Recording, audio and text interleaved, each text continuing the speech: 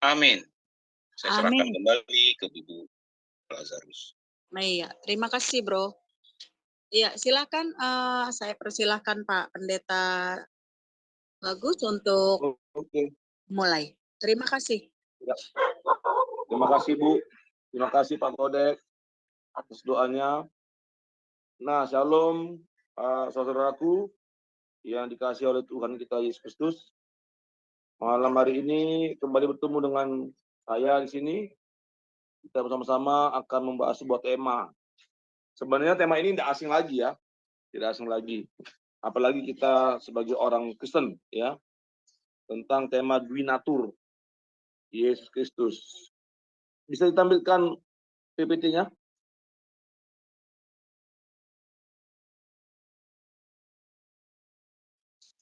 Shalom Bro Kodek, gimana monitor?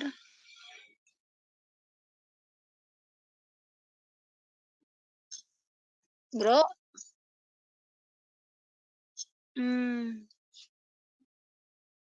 Ya. Iya. Oke. Ya, jadi ini sebuah judul yang menarik ya. Mana PPT-nya? Ini kok ayat Alkitab? PPT-nya dulu, Le. PPT, PowerPoint.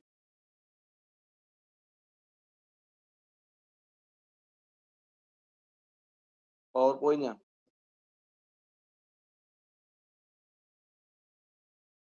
Gimana, Pak? PowerPoint yang tadi. Dwinatur. PPT-nya. Materinya mungkin tadi Bro, yang Materi, sudah dikirim Pak Oke, Bagus. oke. Ini materi. Ya, next. Kita buka dulu Roma 1. Roma 1 ayat 1 sampai 4. Roma 1 ayat 1. Roma 1 berapa Pak? Roma pasal 1 ayat 1 sampai dengan 4. Iya. Saya baca ya Pak ya. Iya, ya Bu. Roma pasal 1 ayat 1 sampai 4. Dari Paulus, hamba Kristus, Yesus yang dipanggil menjadi rasul dan dikuduskan untuk memberitakan Injil Allah. Injil itu telah dijanjikannya sebelumnya dengan perantara nabi-nabinya dalam kitab-kitab suci. Tentang anaknya yang menurut daging diperanakan dari keturunan Daud. Dan menurut roh kekudusan dinyatakan oleh kebangkitannya dari antara orang mati, bahwa ia adalah anak Allah yang berkuasa, Yesus Kristus Tuhan kita. Amin. Amin. Ya, sebenarnya banyak ayatnya ya, teman-teman ya. Ayat mengenai ini. Tapi saya mau ngambil ayat ini dulu, Roma 1 ayat 1 sampai 4. Nah, di sini kita melihat, Saudara, dari Roma 1 ayat 1 sampai 4 tadi, di mana di ayatnya yang ke 2, 3, dan 4. Injil itu telah dijanjikannya sebelumnya dengan perantaraan nabi-nabinya dalam kitab-kitab suci, ya, tentang anaknya. Jadi di sini jelas ya, ada dua pribadi, ya, tentang anaknya yang menurut daging diperanakan dari keturunan Daud. Nah, di sini kita lihat sisi kemanusiaan Yesus. Diperanakan dari keturunan Daud. Oke? Menjadi manusia, ya. Nah, dan menurut Roh Kekudusan dinyatakan oleh kebangkitannya dari antara orang mati, bahwa ia di sini merujuk kepada Yesus. Yesus adalah anak Allah yang berkuasa. Nah, di sini kita lihat keilahiannya. Dia adalah anak Allah yang berkuasa. Yesus Kristus Tuhan kita. Nah, jadi dari saudara gini, kita sebagai orang Kristen mengetahui dan perlu mengetahui bahwa Yesus Kristus Tuhan kita itu, ya, tidak hanya punya satu sisi kehidupan, ya, atau dari satu segi, yaitu Allah, ya. Tidak, saudara. Tapi Yesus Kristus juga adalah manusia. Makanya kalau kita bicara tentang dwinatur, ya, itu kita bicara dari dua sisi. Gitu. Sisi Allah dan sisi manusia. Ya, atau dua kodrat. Kodrat manusia dan kodrat ilahi Allah. Next.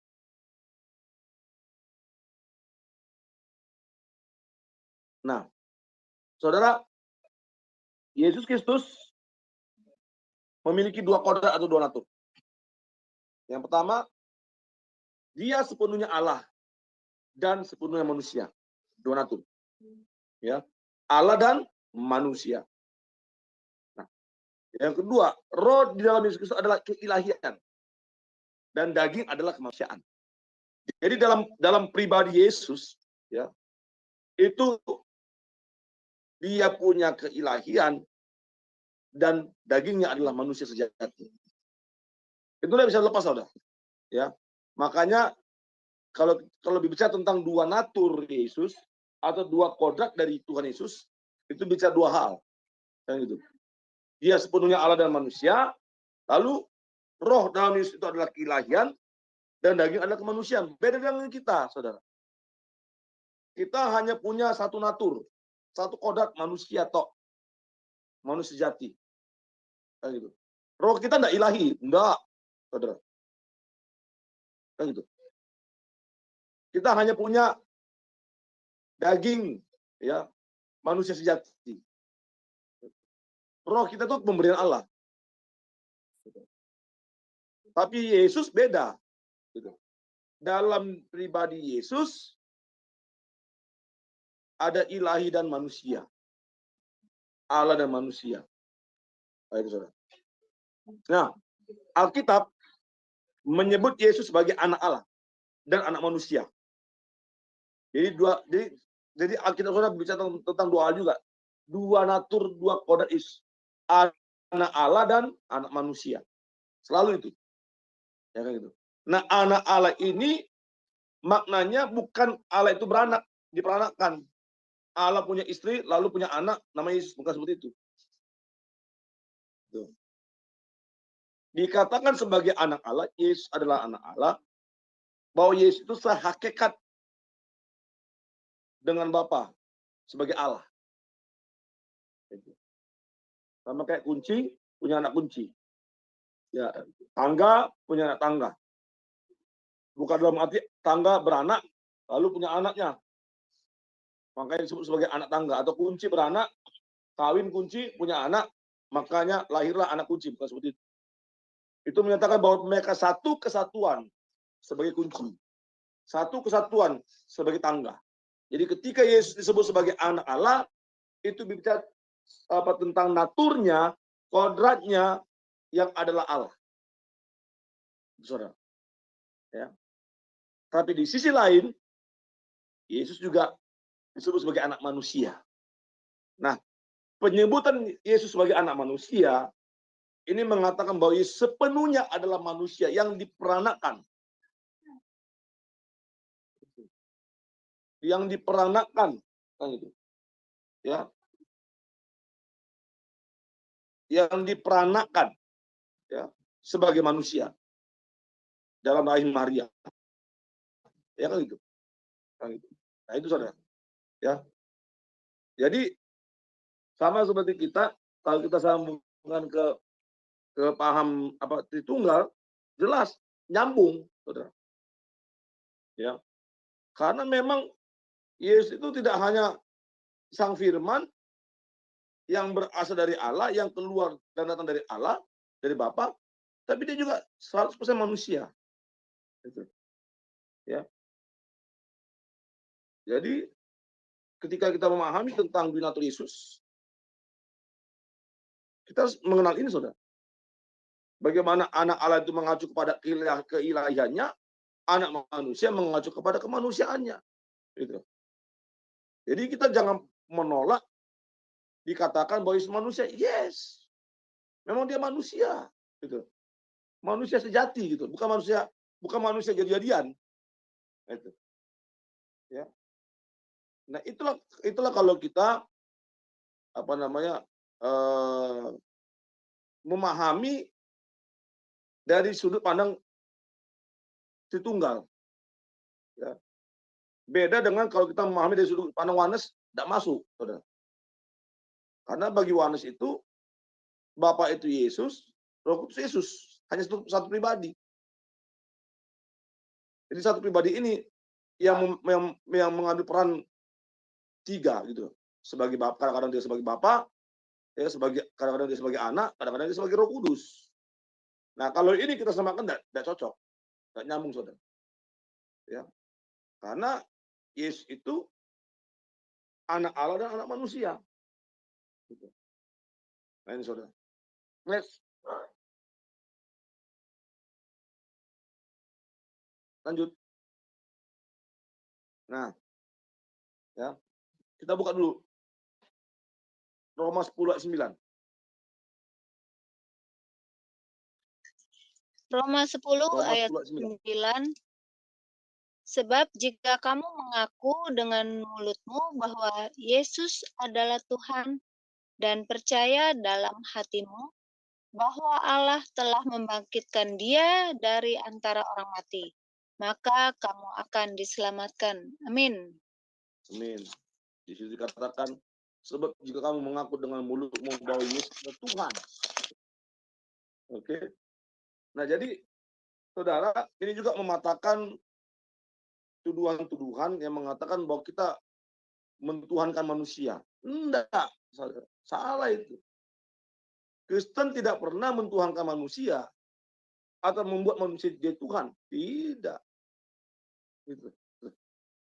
Justru memang kita meyakini Yesus itu yang adalah Tuhan. Dia berinkarnasi menjadi manusia. Dia yang adalah penguasa, Tuhan di atas segala Tuhan, Raja di atas segala Raja. Dia berinkarnasi mengambil wujud manusia. Gitu. Sang Firman itu, logosnya Bapa itu, hikmat Bapa itu yang mengambil wujud manusia. Gitu. Yang nuzul. Jadi bukan roh ya. Itu loh. Bukan roh menjadi manusia, tapi firman. Sang firman itu yang menjadi manusia. Bukan roh menjadi manusia. Kalau paham Oneness itu roh menjadi manusia. Itu sesat itu. Tidak ada tuh roh jadi manusia. Yang ada firman menjadi manusia. Nah itu saudara. Jadi ketika sang firman, logosnya Bapa itu, hikmahnya Bapa itu berinkarnasi menjadi manusia, makanya malaikat mengatakan kepada Yusuf dan Maria, dan khususnya kepada Maria, engkau akan mengandung dari Roh Kudus. Nah, pemahaman di kandung dari Roh Kudus itu bukan roh menjadi manusia, bukan. Tapi benih itu, Bunda Maria itu mengandung dari benih ilahi. Itu maksudnya saudara. Bukan benih manusia. Bukan. Tapi benih ilahi, benih dari roh yang kudus itu.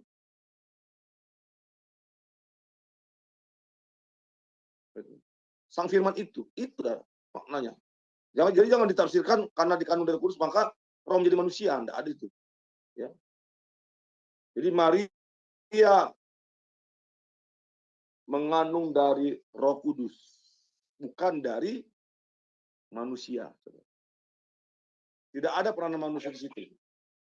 Ya, bukan karena pertemuan sperma dengan ovum maka terjadilah benih pembuahan benih dan jasmaninya Yesus, tidak seperti itu. Karena Maria mengandung dari Roh Kudus, maka itu benih ilahi. Itulah sang firman, saudara. Dalam rahim Maria itu. Nah, ketika sang firman itu, benih itu ada dalam kandungan Maria, ada dalam rahim Maria, maka saudara, benih itu mengambil wujud manusia, saudara. Sejati. Dagingnya itu terbentuk, terjadi, saudara. Makanya kenapa dikatakan, ya, dagingnya itu dijadikan, gitu. Kenapa? Karena benih itu, sang firman itu sudah mengambil wujud manusia. Gitu. Jadi kedagingannya Yesus itu yang dibentuk. Gitu. Supaya apa? Supaya menjadi manusia sejati. Gitu loh. Karena syarat untuk menjadi manusia sejati ya memang dia harus dikandung. Ya, bukan dikandung selama 4 tahun lahir atau dikandung eh, 2 tahun lahir, enggak seperti itu. Atau baru dikandung tiba-tiba 3 bulan kemudian lahir, enggak seperti itu. Dia harus mengalami proses yang dialami sama seperti manusia, 9 bulan dikandung, 10 hari baru lahir, Saudara. Itu, Saudara. Makanya kenapa Yesus itu adalah manusia sejati. Benar-benar manusia. Ini, Saudara. Nah, di Roma 10 tadi jelas dikatakan Yesus adalah Tuhan. Makanya kita sebagai orang percaya, orang Kristen harus mengimani itu. Yesus adalah Tuhan. Jadi bukan kita yang menjadikan manusia jadi Tuhan, bukan. Tapi memang Yesus adalah Tuhan. Penguasa, gitu loh. Tuhan di atas segala Tuhan. Itulah kodrat natur Yesus sebagai sepenuhnya adalah Allah. Ya. Nah, lalu kita lihat sepenuhnya manusia. Yohanes 1 ayat 14. Yohanes 1 ayat 14. Firman itu telah menjadi manusia dan diam di antara kita, dan kita telah melihat kemuliaannya, yaitu kemuliaan yang diberikan kepadanya sebagai anak tunggal Bapa, penuh kasih karunia dan kebenaran. Amin. Amin. Nah, saya mau tanya dulu ke Bu Ana. Menurut Bu Ana, di situ apa? Firman jadi manusia atau roh menjadi manusia? Firman, Pak. Oke, bukan roh ya? Bukan, Pak. Ya? Bukan, ya. Jelas ya? Bukan roh jadi manusia, karena tadi sore saya juga lagi di TikTok tuh berdiskusi juga sama si RD, Malikil. Ya kan, kok roh jadi manusia? Di mana? Nggak ada gitu loh. Bahasa Yunani pun itu bukan ruah, bukan roh. Ya, bukan pneuma, tapi firman, logos. Kan begitu. Jadi firman telah menjadi manusia. Itu menandakan bahwa memang ketika sang firman itu berinkarnasi, nuzul, ya, menjadi manusia, maka memang dia betul-betul manusia, saudara. Bukan manusia jadi-jadian. Gitu. Tiba-tiba 3 bulan jadi manusia. 4 tahun dikandung jadi manusia. Tidak seperti itu.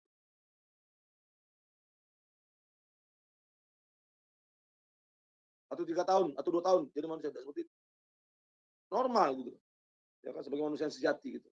Makanya katakan firman itu telah menjadi manusia dan diam. Tidak hanya dia berinkarnasi menjadi manusia, tapi manusia yang sejati itu, Yesus itu, natur Yesus sebagai manusia itu, dia diam bersama dengan kita manusia. Gitu. Makanya katakan, dan kita telah melihat kemuliaannya, yaitu kemuliaan yang diberikan kepadanya. Jadi ada yang memberikan kemuliaan itu, saudara. Siapa itu? Bapa. Gitu. Ini ayat ditunggal sekali. Gitu. Yaitu kemuliaan yang diberikan kepadanya, kepada Yesus, kepada sang firman itu sebagai anak tunggal Bapa. Penuh kasih karunia dan kebenaran. Jelas, saudara. Ya. Saya tidak tahu lagi kalau ayat ini ditafsirkan atau dipelintir seenaknya, saudara. Ya kan, oleh kaum OONES kan gitu. Ini jelas loh. Ya. Jadi betul-betul dikatakan bahwa sang firman itu telah menjadi manusia, diam di antara kita manusia. Gitu loh.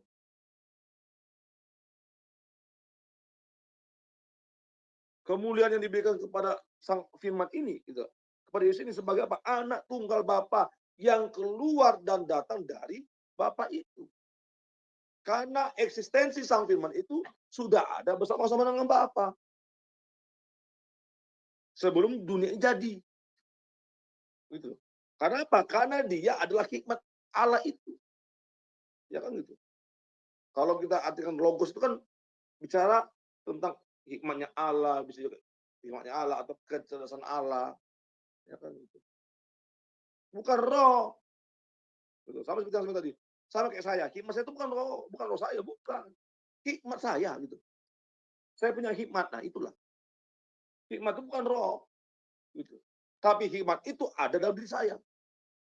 Karena Allah Bapa itu luar biasa, dia maha kuasa, dia maha segalanya, dia sumber dari sesuatu, maka dia mampu untuk mengutus hikmahnya itu gitu. Logosnya itu untuk berinkarnasi menjadi manusia. Itu Allah kita, saudara. Allah yang dahsyat itu. Allah yang adalah Bapak yang adalah sumber dari segala sesuatu. Dia bisa, saudara. Kalau kita nggak bisa. Gitu. Makanya dikatakan juga Allah itu Bapak itu roh. Transenden, tidak bisa kita jangkau, saudara. Itu. Sesuatu yang transenden, yang begitu besar, yang begitu maha segalanya. Tidak terjangkau oleh pikiran kita, saudara. Makanya dikatakan Allah itu roh, Bapak itu roh, Tuhan itu adalah roh. Itu maksudnya, saudara. Bahwa Bapak itu, Allah itu transenden, tak terlihat. Tidak ada seorang manusia pun yang bisa melihat Allah. Selain daripada anak tunggal Bapak itu. Selain daripada Yesus itu, saudara. Selain daripada logos itu, sang firman itu. Nah itu, saudara. Silakan dibuka, Bu. Ibrani 4 ayat berapa itu? Ayat 15. Ibrani 4 ayat 15. Sebab imam besar yang kita punya bukanlah imam besar yang tidak dapat turut merasakan kelemahan-kelemahan kita. 15 ya, Pak? Oh, firman. 15, betul.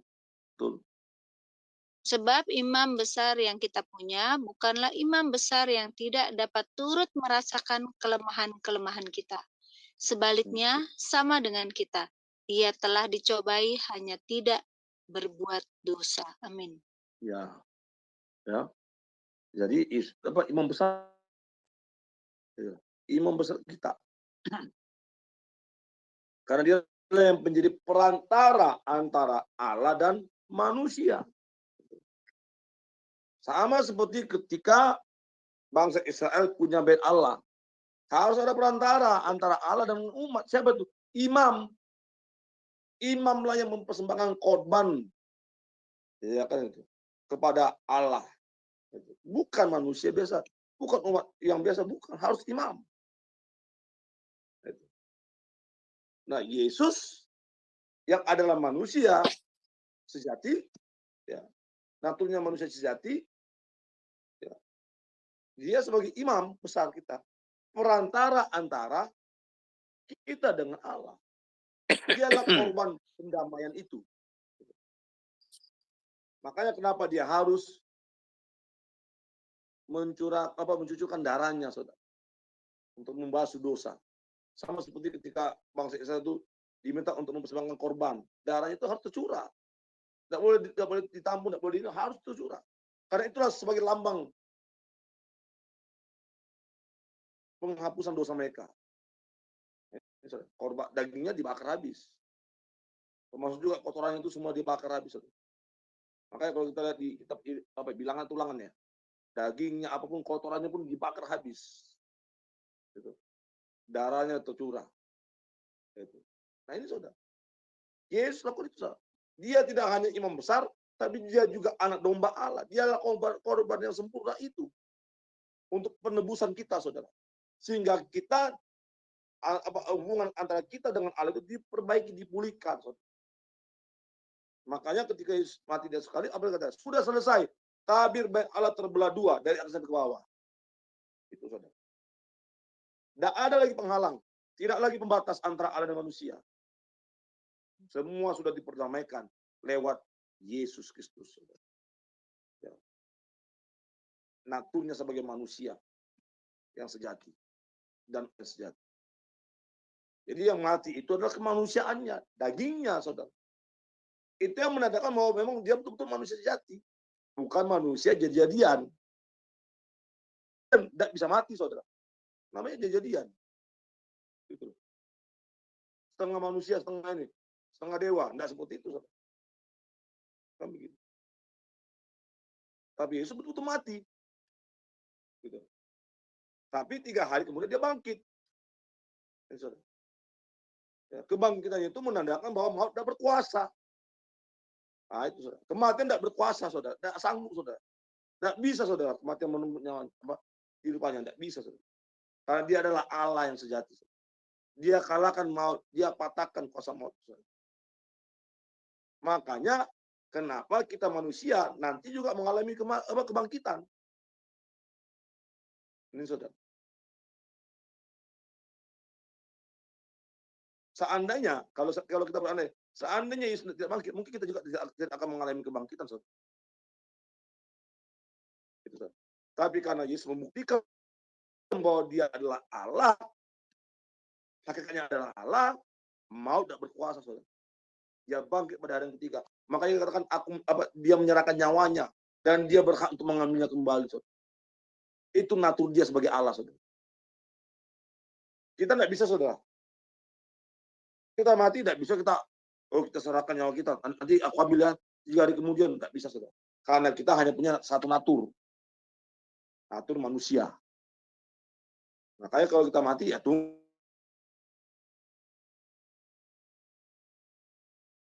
hari bangkit.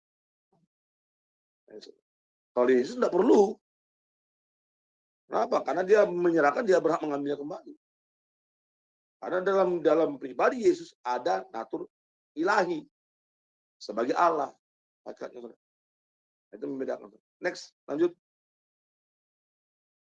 Sepenuhnya Allah. Nah ini saya bahas lagi lebih rinci ya. Oke. Mengapa Yesus dikatakan sepenuhnya Allah? Atau naturnya sebagai Allah yang sejati? Yang pertama, dikandung dari Roh Kudus.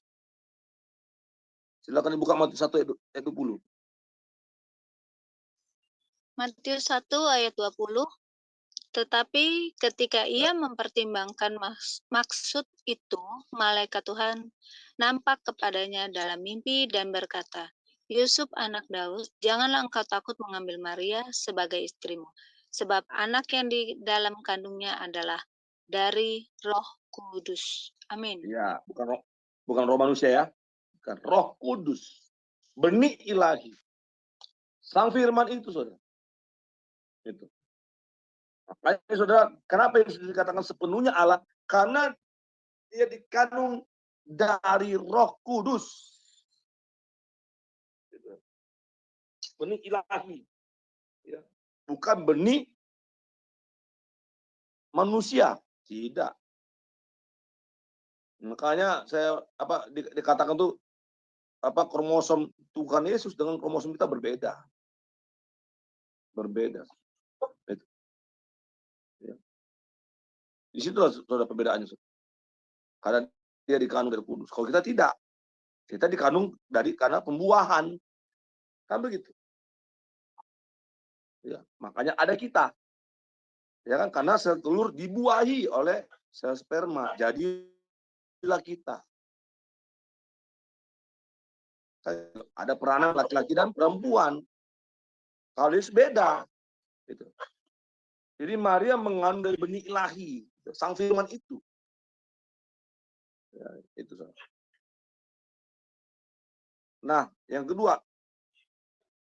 Silakan buka Bu. Yuk, Lukas 1 ayat 35.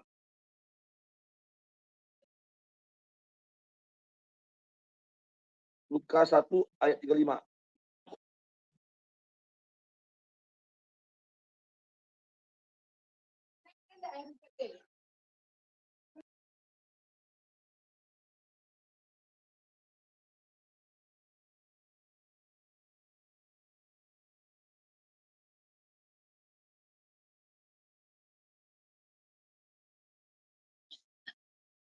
Lukas 1 ayat 35, jawab malaikat itu kepadanya, Roh Kudus akan turun atasmu dan kuasa Allah yang maha tinggi akan menaungi engkau, sebab itu anak yang akan kau lahirkan itu akan disebut kudus, anak Allah. Amin. Allah. Iya, amin. Ya, ini kan jawab malaikat kepada Roh Kudus akan turun atasmu dan kuasa Allah yang maha tinggi akan menaungi engkau. Sebab anak itu, anak yang kau lahirkan itu, ya kan saudara, anak yang kau lahirkan itu, berkata kepada Maria, akan disebut kudus anak Allah.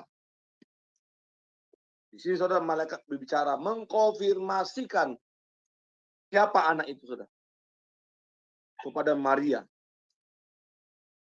anak yang kudus, anak Allah. Nah, di sini saudara, natur Yesus adalah natur ilahi. Menyatakan saudara, bahwa dia sepenuhnya Allah, bukan setengah Allah, bukan. Bukan seperempat Allah ilahi, tidak. Dia sepenuhnya ilahi, saudara. Karena dia adalah anak Allah. Bukan manusia lo ngomong, malaikat ngomong. Saudara. Nah, lalu Lukas 22 ayat 70. Lukas 22 ayat 70. 22 ayat 70. Kata mereka semua, kalau begitu engkau ini anak Allah, jawab Yesus, kamu sendiri mengatakan bahwa akulah anak Allah. Amin. Iya, amin. Nah, saudara, apakah Yesus menolak ketika ini kan ceritanya ini kan sebelum Yesus disalibkan ya, Yesus di hadapan mahkamah agama. Ya, ada tuduhan ya yang dilemparkan kepada Yesus. Ya, dia diolok-olok ya. Lalu dikatakan di ayat yang ke-67. Katanya, jikalau engkau adalah Mesias, ini kata orang itu, katakanlah kepada kami, jawab Yesus, sekalipun aku mengatakannya kepada kamu, namun kamu tidak akan percaya. Ayat 68. Dan sekalipun aku bertanya sesuatu kepada kamu, namun kamu tidak akan menjawab. Ayat 69. Mulai sekarang anak manusia sudah duduk di sebelah kanan Allah yang Maha Kuasa. Kata mereka semua, kalau begitu engkaunya anak Allah? Apakah Yesus menolak? Oh bukan, aku ini hanya utusan. Aku ini hanya sebat senabi. Apakah Yesus mengatakan seperti itu? Tidak, saudara. Yesus tidak bantah omongan mereka tentang dia ini anak Allah. Apa kata Yesus? Jawab Yesus, kamu sendiri mengatakan bahwa akulah anak Allah. Ini saudara. Nah, lalu 71, lalu kata mereka, untuk apa kita perlu kesaksian lagi? Kita ini telah mendengarnya dari mulutnya sendiri. Lalu dia jatuhkan hukuman mati, salibkan. Ini saudara. Jadi Yesus sendiri mengaku bahwa dia Mesias, anak Allah. Artinya saudara, bahwa Yesus itu mengatakan, aku ini Allah. Karena yang benar saudara. Karena Yesus itu ada sang firman. Sehakikat dengan Bapa yang adalah Allah. Ini saudara. Nah, lalu kenapa Yesus dikatakan sepenuhnya Allah? Karena Yesus adalah firman Allah. Silakan dibacakan Yohanes 1 ayat 1. Yohanes 1 ayat 1. Iya, baik Pak. Yohanes 1 ayat 1. Pada mulanya adalah firman. Firman itu bersama-sama dengan Allah, dan firman itu adalah Allah. Amin. Ya. Pada mulanya adalah firman. Ya. Artinya firman itu sudah ada sejak mulanya. Itu maksudnya. Sebelum dunia diciptakan. Makanya Yesus mengatakan, sebelum Abraham ada, aku ada. Jadi tidak bertolak belakang, saudara. Nyambung. Ya, pada mulanya adalah firman. Artinya firman itu sudah ada sejak mulanya. Dalam kekekalan. Karena sang firman itu adalah sehakikat dengan Allah. Saudara. Ya. Nah, lalu dikatakan firman itu bersama-sama dengan Allah. Oke? Firman itu bersama-sama dengan Allah. Allah di sini mengacu pada pribadi Bapa. Maka saya sering kali mengatakan kalau Alkitab bicara tentang Allah, ya kalau Alkitab bicara tentang Allah itu ada dua hal. Yang pertama bicara tentang hakikat, yang kedua bicara tentang pribadi. Gitu loh. Nah, di Yohanes 1 itu ada dua-duanya nih. Gitu. Maka ketika dikatakan firman itu bersama-sama dengan Allah, Allah di sini bicara tentang hakikat apa pribadi. Bahwa firman itu bersama-sama dengan Bapa. Gitu. Ya. Lalu dikatakan apa setelah itu? Firman itu adalah Allah. Nah, Allah di sini adalah bicara tentang hakikat. Firman itu hakikatnya Allah. Itu saudara. Ya. Jadi jelas saudara. Bagaimana Alkitab itu bicara tentang Tritunggal itu saudara. Ada pribadi Bapa, ada pribadi Sang Firman itu anak itu. Nanti di Yohanes 17 itu bicara tentang pribadi Roh Kudus. Ya, jadi memang itulah saudara. Sepenuhnya Allah. Karena memang dia adalah Allah dalam hakikatnya saudara. Jadi bukan setengah Allah atau Allah setengah, manusia setengah. Enggak, saudara. Allah sejati, saudara. Nah, lalu dibuka lagi Yohanes 11 ayat 43 sampai dengan 44. Yohanes 11 ayat 43 sampai 44. Dan sesudah berkata demikian, berserulah ia dengan suara keras, Lazarus, marilah keluar. Orang yang telah mati itu datang keluar, kaki dan tangannya masih terikat dengan kain kafan, dan mukanya tertutup dengan kain peluh. Kata Yesus kepada mereka, bukalah kain-kain itu, dan biarkan ia pergi. Amin. Amin. Ya. Ini salah satunya saudara. Bahwa Yesus itu harus sepenuh Allah. Kenapa? Ia melakukan banyak mujizat. Termasuk yang tadi kita baca tadi. Dia membangkitkan Lazarus. Yang sudah berapa hari? Bu Ana berapa hari Lazarus mati itu? 4 hari ya? Iya. Ya bayangkan saudara. Kalau Yesus bukan Allah, Lazarus tidak akan bangkit saudara. Dan banyak tanda-tanda mujizat yang dikerjakan oleh Yesus. Bahkan iblis pun, setan pun takut, saudara. Tunduk. Ya, bahkan legion pun mengatakan, jangan ganggu kami. Anak Allah. Bayangkan, saudara. Iblis pun, setan pun tahu, saudara. Siapa itu Yesus, saudara? Anak Allah. Jangan sakiti kami. Biarkanlah kami pergi kepada babi itu. Kan begitu, saudara. Ya, waktu yang kejadian ada seorang yang pasukan legion. Minta saudara, ngemis-ngemis gitu. Iblis ngemis-ngemis gitu. Supaya jangan disiksa saudara. Supaya mereka diperbolehkan, diizinkan untuk ke gerombolan babi saudara. Bayangkan saudara. Betapa hebatnya Yesus saudara. Setan pun minta izin saudara. Itu. Jangan sakiti kami ya. Biarkanlah kami masuk ke babi itu. Yang kasihan yang punya babi saudara. Ya kan tidak ada ganti rugi gitu. Habis itu. Ada berapa puluh atau berapa ratus babi itu ya. Kalau di itu zaman sekarang, wah, udah berapa ratus juta gitu kan, hilang aja. Gitu. Bayangkan, saudara. Ya. Lazarus yang sudah 4 hari, bangkit. Saudara. Ini menyatakan bahwa Yesus itu adalah sepenuhnya Allah. Termasuk juga saudara, ketika Yesus mengampuni dosa perempuan yang bersundar. Ya. Dosa perempuan Samaria, semua. Karena hanya Allah yang mengampuni dosa, saudara. Manusia tidak bisa. Tidak bisa. Paling memaafkan, saudara.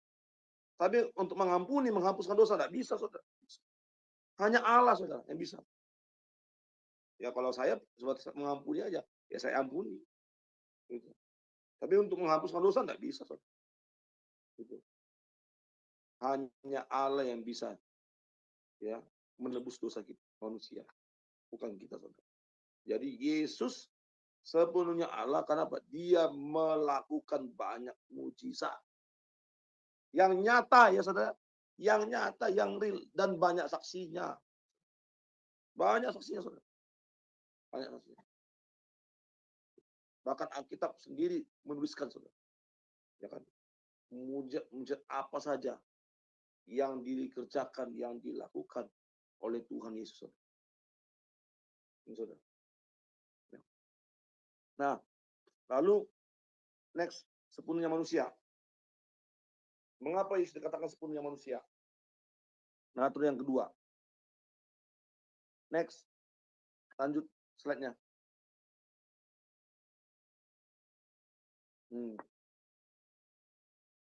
Buka dan apa dibacakan yang tadi? Yohanes 1 ayat 14. Yohanes 1 ayat 14. Firman itu telah menjadi manusia dan diam di antara kita, dan kita telah melihat kemuliaannya, yaitu kemuliaan yang diberikan kepadanya sebagai anak Ya. tunggal Bapa, penuh kasih karunia dan kebenaran. Amin. Tadi sudah kita bahas ya, bahwa firman itu menjadi manusia, dia mengambil wujud manusia, dagingnya, saudara. Jadi kedagingan Yesus itu yang dibentuk, saudara. Nah, orang-orang Yohanes menganggap Tritunggal itu sesat gara-gara itu, saudara. Ya, mereka tidak memahami tentang natur Yesus sebagai manusia yang sejati, saudara. Gitu. Ya. Jadi mereka mengatakan bahwa kita ini Tritunggal ini mengatakan bahwa Yesus itu diciptakan, enggak seperti itu. Ya. Dagingnya gitu loh. Karena kalau Yesus itu dikatakan manusia sejati, memang dia harus mengalami apa yang dialami oleh manusia, dibentuk dagingnya. Benihnya ilahi. Tapi ketika benih ilahi itu masuk ke dalam rahim, maka dia menjadi janin. Janin apa? Kalau kita lihat di dalam proses ini ya, ibu hamil itu kan itu dari benih ya, dari ini. Kalau kita kan dari sperma dan telur kan, tapi itu kan enggak langsung benih ilahi itu. Nah, benih ilahi itu memproses, saudara. Maka itu bentuk dagingnya, saudara. Ya kan tangannya, kakinya, kalau kita lihat ya, proses itu kan dari itu, saudara. Itu yang dibentuk, itu yang bermula, saudara. Itu maksudnya gitu loh. Jadi kedagingan Yesus itu, kemanusiaan Yesus itu yang dibentuk, dijadikan, itu saudara. Kedagingannya, saudara. Makanya dia dikatakan manusia sejati, bukan manusia jadi-jadian. Gitu. Kalau kemanusiaan Yesus tidak terbentuk, ya tidak dijadikan, berarti dia manusia jadi-jadian, saudara. Ini kan tidak, saudara. Gitu. Ini, saudara. Jadi orang-orang Yohanes itu enggak paham itu, saudara. Enggak ngerti mereka. Karena mereka mengatakan ya Yesus itu Bapa gitu. Kan begitu. Nah, lanjut. 1 Timotius 2 ayat 5. 1 Timotius pasal 2 ayat 5. Karena Allah itu Esa, dan Esa pula dia yang menjadi pengantara antara Allah dan manusia, yaitu manusia Kristus Yesus. Amin. Nah, kan? Betul kan? Karena Allah itu Esa, ya Allah itu Esa, Ehad. Satu kesatuan. Itu. Dan Esa pula dia, Yesus, yang menjadi perantara antara Allah siapa? Bapa dan kita manusia. Yaitu apa? Yaitu manusia Kristus Yesus. Tuh, saudara. Bahwa Yesus itu sepenuhnya juga manusia sejati. Kenapa? Karena Sang Firman itu telah mengambil wujud manusia sejati. Maka Yesus itu bisa menangis, ya makan. Apa salahnya, saudara? Kadang-kadang kan aneh kita, saudara. Saya kadang-kadang ketawa, saudara. Ya kan? Kalau umat sebelah itu ngomong, Tuhan kok buang air, Tuhan kok makan, ya wajar. Dia sudah mengambil wujud manusia kok. Justru sangat aneh, saudara. Kalau Tuhan itu mengambil wujud manusia tapi dia tidak makan, dia tidak minum, ya, dia tidak buang air, kan aneh, saudara. Wah, ini manusia jadi-jadi nih, ya kan tuh. Tiba-tiba jadi manusia, nah, itu aneh. Itu justru aneh, saudara. Tapi kalau Sang Firman itu, Tuhan itu berinkarnasi mengambil wujud manusia, daging, ya wajar, saudara. Dia ngantuk, dia tidur, dia letih, wajar. Makanya saudara, Allah yang tak terbatas itu, Sang Firman yang tak terbatas itu, yang awalnya dia tak terbatas, dia ketika dia berinkarnasi menjadi manusia sejati, dia mengambil keterbatasan itu, saudara. Itu maksudnya. Makanya itu sebenarnya saudara, itulah makna kenosis saudara. Sebenarnya itulah makna kenosis. Mengosongkan diri itu makna saudara. Bahwa Allah yang tak terbatas itu, firman Allah yang tak terbatas itu, dia mau merendahkan dirinya, berkenosis, mengosongkan dirinya saudara. Mengambil wujud manusia yang terbatas saudara. Itu saudara. Makanya Yesus mengatakan, aku tidak tahu hari kiamat. Hanya Bapa yang tahu. Kenapa? Karena Yesus bisa sebagai dalam sisi kemanusiaannya. Itu loh. Kadang-kadang kan ayat itu aja kan dipelintir gitu. Masa kalau memang Yesus Tuhan, masa dia tidak tahu kapan hari kedatangan hari penghakiman. Yesus bisa sebagai manusia, saudara. Karena apa? Karena Bapa yang punya hak penuh atas itu. Atas harinya itu. Kapan Sang Firman itu akan datang kali kedua untuk menghakimi dunia. Hanya Bapa yang tahu. Itu bicara tentang otoritas. Betul. Nah, itu kembali lagi saudara, ada pribadi yang satu lagi Bapa. Jadi Yesus sebagai pribadi Sang Firman, dia tunduk sepenuhnya dengan pribadi Bapa yang adalah sumber segala sesuatu. Itu saudara. Jadi ketika Sang Firman itu berkenosis, mengosongkan dirinya, mengambil wujud manusia, maka dalam kemanusiaannya, ya dia sama seperti kita, saudara. Mengalami letih, kan ada batasannya, saudara. Capek, ya kan? Buktinya Yesus tidur loh ketika di perahu. Kan begitu. Kalau Yesus manusia jadian, dia tidak akan mengalami kecapean. Dia tidak butuh makan, dia tidak butuh minum, saudara. Tapi karena dia mengambil wujud manusia sejati, maka dia letih, dia menangis. Itu saudara. Dia makan, minum, tidur, dan lain sebagainya, saudara. Nah, Ibrani 4 ayat 15, Bu. Ibrani 4 ayat 15, sebab imam besar yang kita punya bukanlah imam besar yang tidak dapat turut merasakan kelemahan-kelemahan kita, sebaliknya sama dengan kita, ia telah dicobai, hanya tidak berbuat dosa. Amin. Ya, amin. Itu saudara. Salah satu yang membuktikan Yesus adalah manusia apa? Dia juga dicobai. Itu saudara. Kalau Allah, siapa yang bisa mencobai Allah? Tidak ada, saudara. Gitu. Kalau Yesus itu sepenuhnya Allah, dia bukan manusia sejati. Ngapain iblis mencobai dia? Coba kita berpikir secara logika, saudara. Ngapain sih iblis mencobai Yesus? Karena iblis tahu, saudara. Yesus itu ketika Sang Firman itu turun ke dunia, dia mengambil manusia sejati. Yang sebenarnya kenosis itu dia mengosongkan dirinya. Iblis tahu itu, saudara. Makanya iblis mencoba kemanusiaan Yesus. Apakah kemanusiaan Yesus sama seperti kita? Ternyata apa? Dia tidak bisa melakukan dosa. Ini saudara. Bayangkan saudara. Kalau kita baca di Lukas 4, ya kan?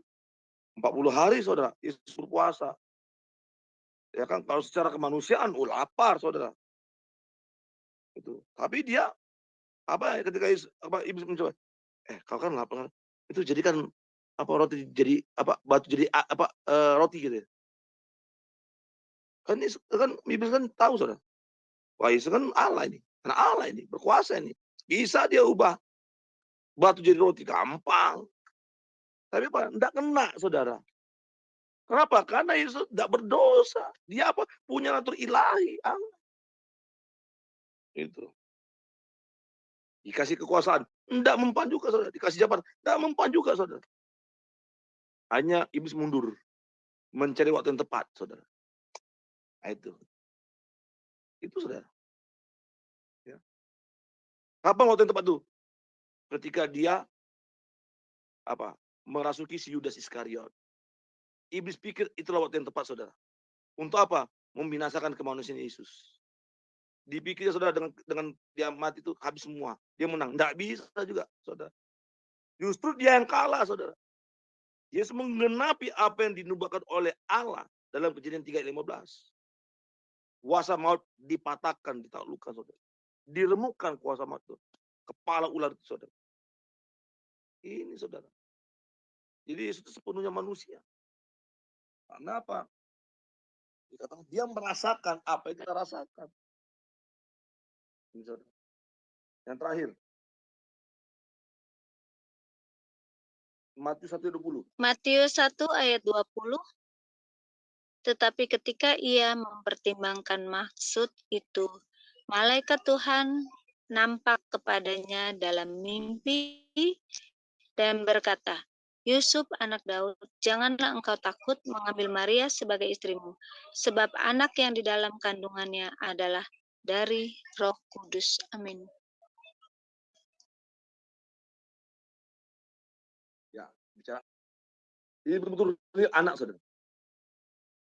Ya, betul. Jadi Yesus sepenuhnya manusia dikandung dalam rahim Maria. Ya, bukan di luar rahim Maria, bukan. Bukan tiba-tiba kayak Superman, ya.